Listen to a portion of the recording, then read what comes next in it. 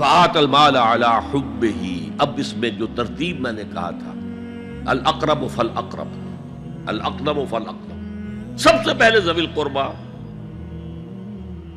اور اس میں اکثر و بیشتر ہم سے کوتاہی ہوتی ہے۔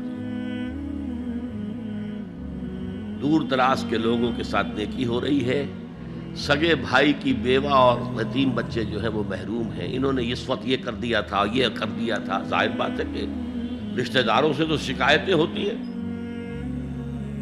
یہ تو ہمیشہ ہمارے مخالف رہے ہیں جی، ان کی ہم کیسے مدد کریں؟ اگر تو اللہ کے لیے دینا ہے تو پہلا حق ان کا، من احب للہ وابغض للہ واعطى للہ ومنع للہ، اللہ کے لیے دیا ہے اگر تو اپنے اس نفس کے جو انتقام کا جذبہ ہے اس کو کچلو، اور جس کا سب سے پہلا حق ہے اس کو پہنچاؤ، حق بحقدار رسید، ذوی القربى والیتامى، جو بے سہارا رہ گئے، باپ کا سایہ نہ رہا، والمساکین،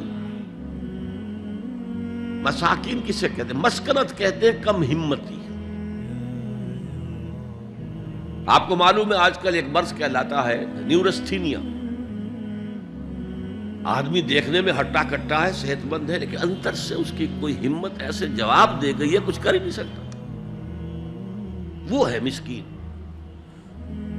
اسی لیے جو فرمایا گیا یہودیوں کے لیے، ضربت علیہم الذلۃ والمسکنہ، ذلت کے معنی بھی کمزوری، اور مسکنت کم ہمتی، ہمت ختم ہو گئی۔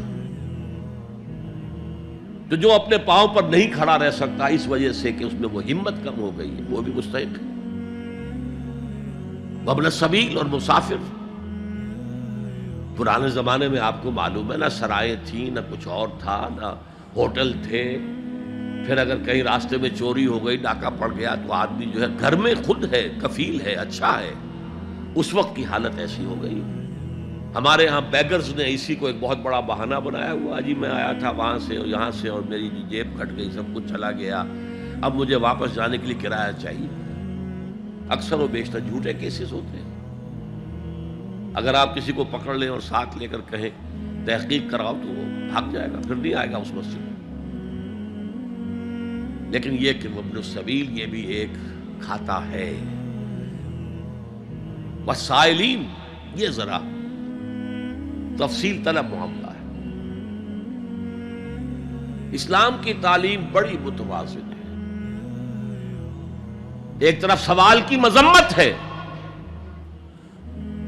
مت اپنا دستے سوال دراز کرو کسی کے سامنے۔ جو شخص ہاتھ پھیلاتا ہے مانگنے کے لیے، وہ اپنی عزت نفس کو ہتھیلی پر رکھ کر آپ کے سامنے پیش کر رہا ہے، اور آپ ٹھوکر مار دیتے ہیں اس کی عزت نفس کو۔ مانگو اللہ سے، اللہ کسی کے دل میں ڈالے تمہاری ضرورت پوری کر سکتا ہے،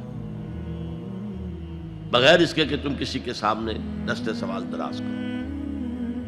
تو سخت مذمت ہے، اور خاص طور پر بیگری جو ایک انسٹیٹیوشن بن گیا ہے، ایک پیشہ بن گیا ہے، وہ تو اسلام کی تعلیمات کے منافی ہے۔ اور جس طرح کی ہم خیرات بانٹتے ہیں، 5 روپے کا نوٹ دے رہے ہیں مانگنے والوں کو مسجدوں کے باہر، سمجھ رہے ہیں ہم نے حاتم طائی کی خبر کو لات مار دی، حالانکہ حقیقت میں آپ انسٹیٹیوشن آف بیگری کو سپورٹ کر رہے ہیں۔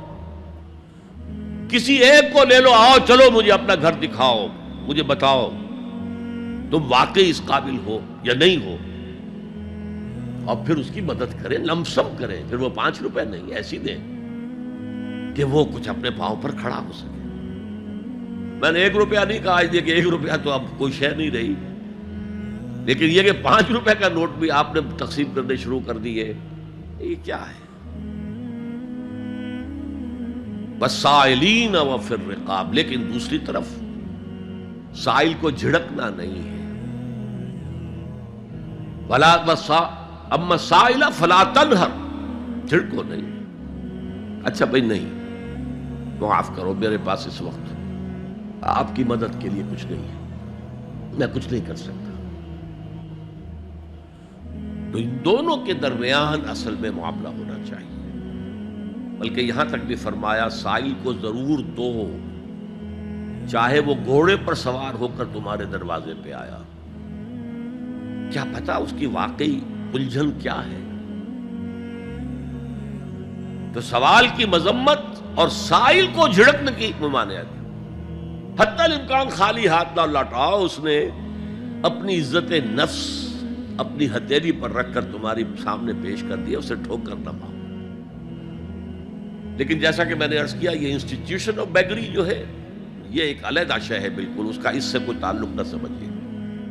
وفر رقاب، رقاب جمع ہے رقبہ، گردن. فک رقبۃ او اطعام فی یوم ذی مسغبۃ یتیما ذا مقربۃ او مسکینا ذا متربہ. فک رقبۃ، کسی کی گردن چھڑا دینا.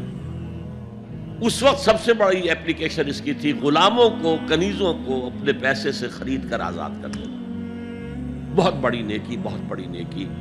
اور حضرت ابو بکر رضی اللہ تعالیٰ عنہ کے دفتر فضائل میں سب سے اونچا کام یہ ہے کہ جن غلاموں کو اور جن کنیزوں کو ستایا جا رہا تھا، their owners, their masters، ان کے آقا کو حق حاصل تھا، جو چاہے کریں ان کے ساتھ، قتل کر دے، کوئی پوچھنے والا نہیں ہے. میں پہلے بھی عرض کر چکا ہوں، میری ملکیت ہے، جیسے میری بکری میری ملکیت ہے، میں نے اس کو ذبح کیا، گوشت کھا لیا، تم کون ہوتے ہو پوچھنے والے؟ میرا غلام تھا، میں نے قتل کر دیا، تم کون ہو پوچھنے والے؟ ان کو حضرت ابو بکر نے خرید کر آزاد کیا اور منہ مانگے دام دیے. حضرت بلال کے لیے امیہ ابن خلف نے اتنی بڑی رقم مانگی، حضرت ابو بکر نے کہا ٹھیک ہے لو. باپ نے کہا بھی ابو قحافہ نے، ابو بکر کو کوئی غلام خریدنا ہی تھا تو کوئی طاقتور آدمی جو کام آ سکے کہیں، اس کو خریدنا چاہیے. مجھے کیا پتا ابو بکر کس لیے خرید رہا اور کس کے لیے خرید رہا ہے. آج کے دور میں اس کی اپلیکیشن ہوگی. کوئی شخص جو ہے اگر قرض میں اس طرح جکڑا جائے کہ لاکھ ہاتھ پاؤں مارے نکل نہیں سکتا، اس کو کوئی لمپ سم مدد دے کر اس قابل کیا جائے کہ وہ پھر اپنے پاؤں پر کھڑا ہو جائے. یہ نہیں کہ اسے آپ ہر مہینے کچھ رقم دیتے رہے مینٹیننس کے لیے، نہیں، اس سے تو وہ اسی پوزیشن میں رہے گا. یہ بعض مائنورٹی کمیونٹیز کے اندر یہ معاملہ موجود ہے. کوئی بھائی اگر گر گیا ہے کاروبار میں تو اس کی پھر ایسی مدد کی جائے کہ وہ پھر آپ کی صف میں آ کر کھڑا ہو جائے. Respectable members of your community, وہ اس شکل میں پہنچ جائے. یہ بھی فک و رقبۃ اس کی ذیل میں آج کل آئے گا.